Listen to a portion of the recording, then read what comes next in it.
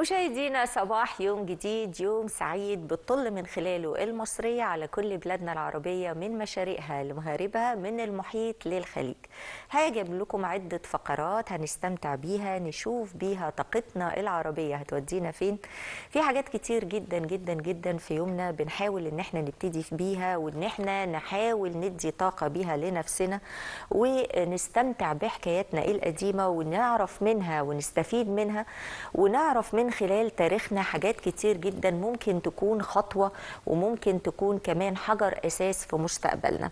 الحقيقة احنا بنحاول ان احنا دايما ندور لكم كده على فقرات جميلة ولطيفة ونبتدي بيها يومنا الجديد بكوباية القهوة ونستمتع بأصوات مطربين الجمال ونقول لكم صباح الخير، صباح يوم جديد. يلا بينا.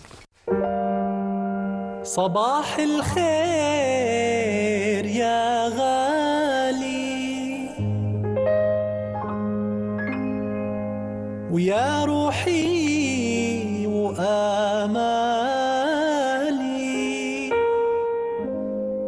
صباح الخير لك وحدك وما غيرك على بالي، صباح الخير لك وحدك وما غيرك على بالي، يلوموني على حبك وانا دايم معك سالي، وكم واحد يعاتبني وما يدري عن احوالي، انا يا ناسي مغرم بها وانا حالي مع حالي، وانا حالي مع حالي.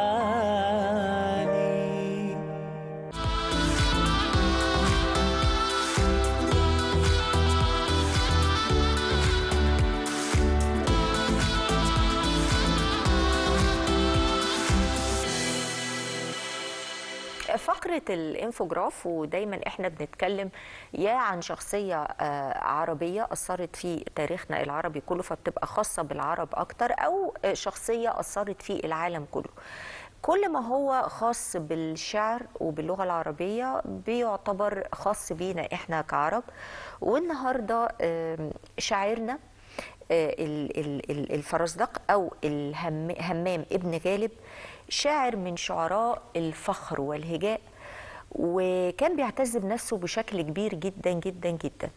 ويمكن اللغة العربية ليها جمال برغم من صعوبتها على فكرة، بس هي ليها جمال مش موجود في كل لغات العالم. سبحان الله، ليها نغمة، ليها صوت، يعني هي مش مجرد لغة كده عربية بتقراها بس، لا هي ليها نغمة وصوت.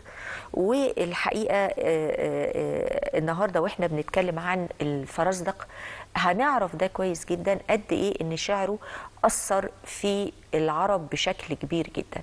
يلا بينا نروح لفقرة الانفوجراف والفرزدق.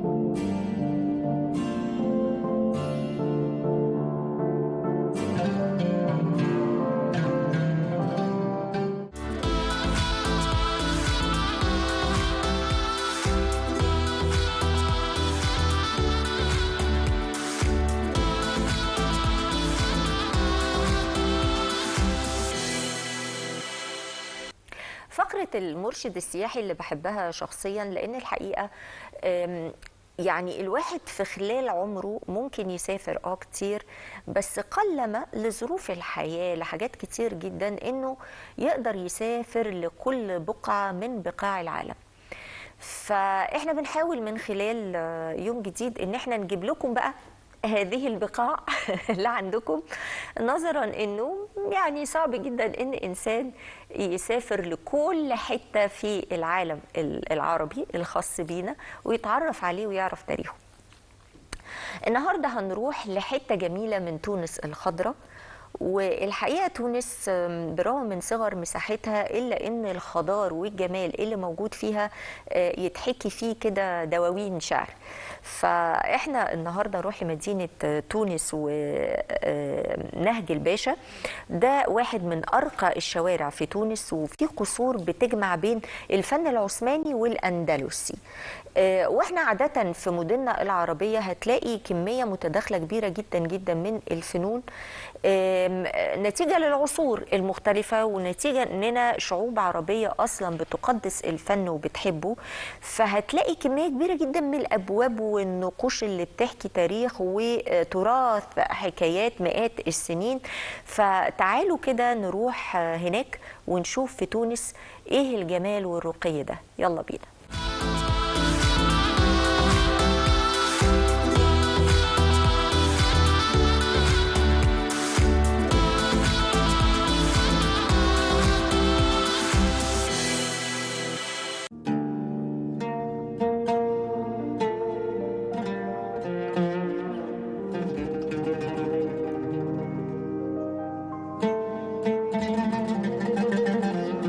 نهج الباشا في قلب تونس العاصمة، جوه المدينة العتيقة اللي شافت قرون من الحكايات.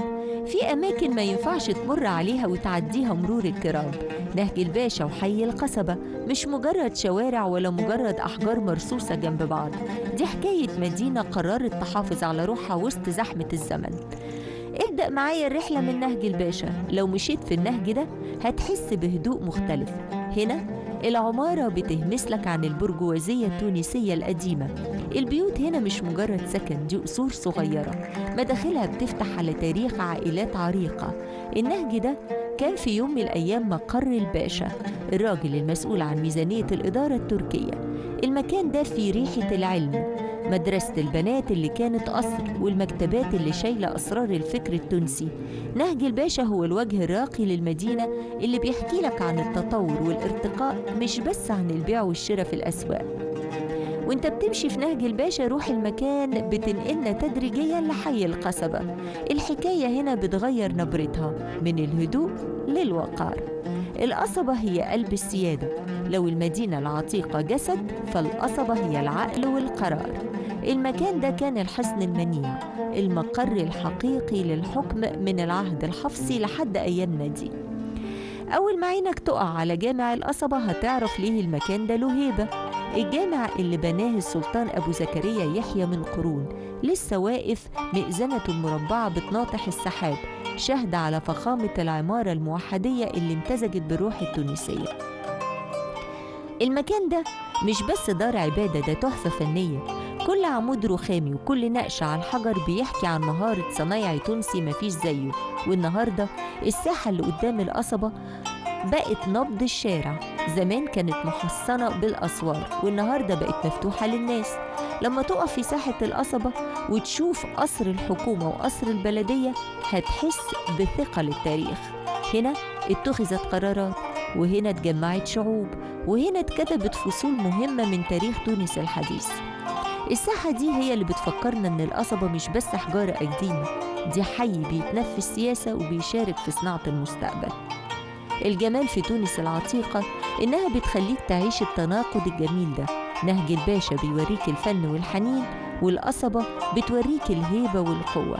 الاتنين مكملين لبعض زي خيوط السجاد التونسي اللي بيتشابك عشان يطلع لوحة متكاملة. في النهاية تونس العتيقة بنهجها وقصبتها مش مجرد خريطة سياحية، هي كتاب مفتوح لكل واحد عنده فضول يعرف يعني إيه حضارة كتاب. كل لما تقلب فيه صفحة تكتشف سر جديد، وانت ماشي هناك افتكر ان كل حيطة عديت عليها كانت شاهدة على 1000 حكاية، ومستنية كل زاير جديد يسمع الحكايات ويسيب هو كمان حكايته.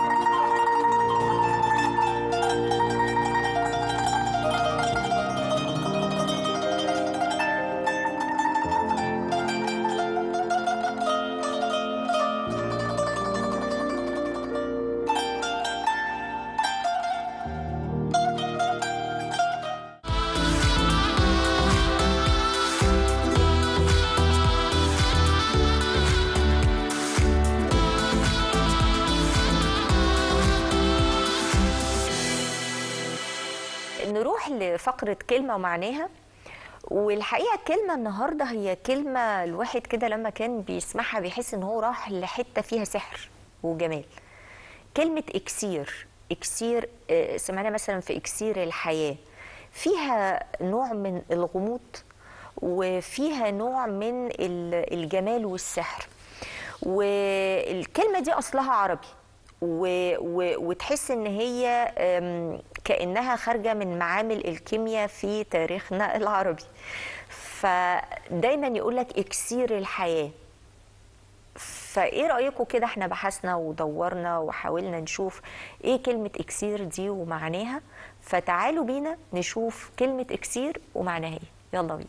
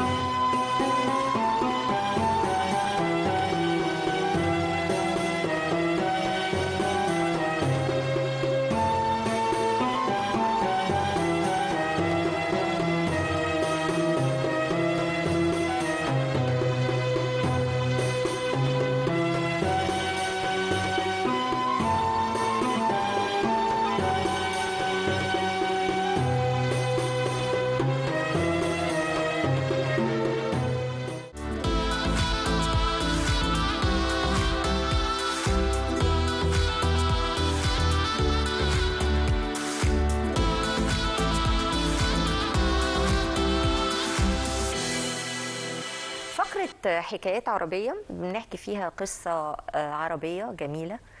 والحقيقة احنا النهاردة معانا قصة يمكن من واحنا صغيرين عارفينها، قصة الشخص اللي لبس ريش، عمل جناحين ريش وحاول يطير. يعني هو تخيل انه الطائر اللي ماشي في السماء ده معتمد على الريش فقط، وعمل فعلا الريش ده ولبسه. وطبعا كلنا عرفنا اكيد هو عباس بن فرناس، وكنا بنسمع القصه بتاعته واحنا مبهورين كده واحنا صغيرين، عالم وفيلسوف. ويعني خلانا نفكر ان المستحيل ممكن يبقى حقيقه. فاحنا ابتدينا ان احنا نلبس الريش ووصلنا للطياره اللي احنا بنركبها دلوقتي كلنا كده. ومن خلال الفكرة دي خرجنا بدروس في الفيزياء بقى والكيمياء والعلوم علشان نقدر نعمل الشيء اللي اسمه الطيارة اللي ابتدى بعباس بن فرناس. فيلا بينا نشوف قصة حكايات عربية. يلا بينا.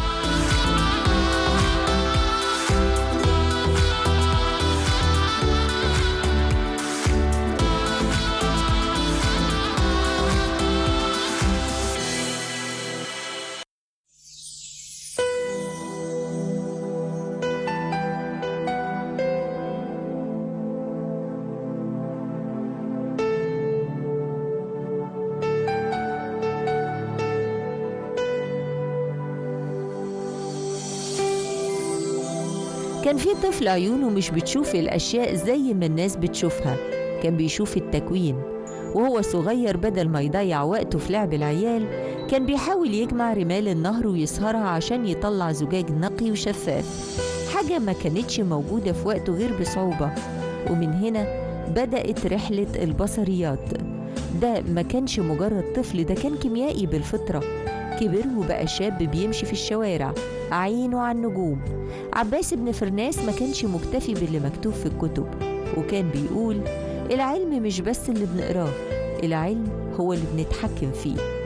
تخيل بيت في قرطبة مليان تروس وأحجار كريمة وكتب كيمياء وخرائط فلكية.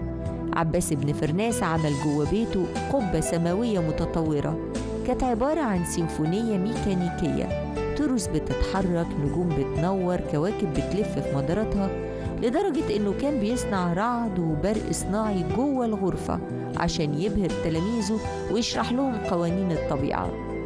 كان راجل متعدد المواهب، بيكتب شعر، بيلحن، بيصمم أدوات رصد، وبيخترع أحجار للقراءة، النضارة الأولى في التاريخ عشان يساعد الشيوخ والعلماء يقروا. الراجل ده كان بيصنع أدوات لخدمة العقل، مش بس بيدور على شهرة.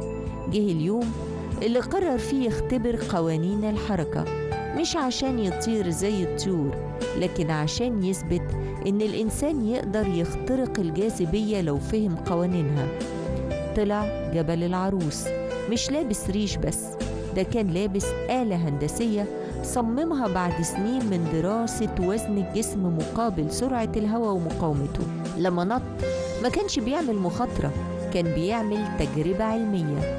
الهوا شاله فعلا، الطيران ما كانش خيال، كان حقيقة علمية. بس وهو فوق وسط نشوة الانتصار اكتشف ان التحكم في الهبوط محتاج دفة، محتاج ديل بيتحرك يمين وشمال عشان يوازن الحركة، حاجة ما كانتش في حساباته وقتها. وسط الجموع اللي اتجمعت عند سفح جبل العروس كان المشهد مش مشهد شخص وقع، كان مشهد قاعدة علمية اتكسرت. ابن فرناس في اللحظة دي علمنا إن الفشل هو مجرد رصد لنتيجة غير متوقعة. العالم الحقيقي مش هو اللي بينجح في أول مرة، العالم هو اللي بيفهم ليه فشل وبيحول لحظة الوجع لبيانات بيبني عليها الخطوة اللي بعدها.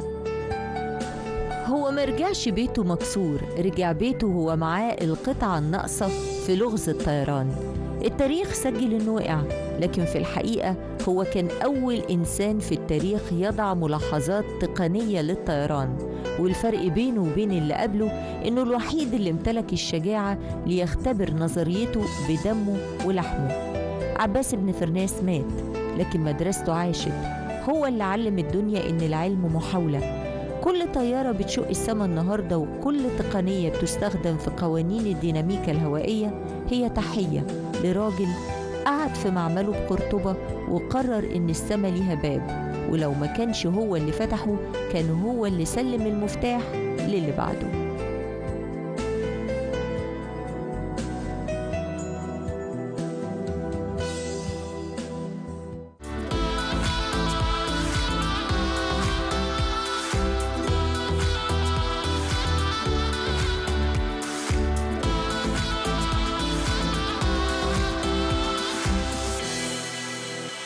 وبكده مشاهدينا نكون وصلنا لنهاية فقراتنا النهاردة من يوم جديد. حاولنا نخش كده بين الخيال والواقع، نزور أماكن، نشوف حكايات، نستفيد بمعاني جديدة من الكلمات اللي ممكن نكون بنستخدمها ومش عارفين معناها إيه. جولة جوه حياتنا وتاريخنا العربي من خلال يوم جديد. فانتظرونا إن شاء الله الأسبوع المقبل ونفس الميعاد ويوم جديد.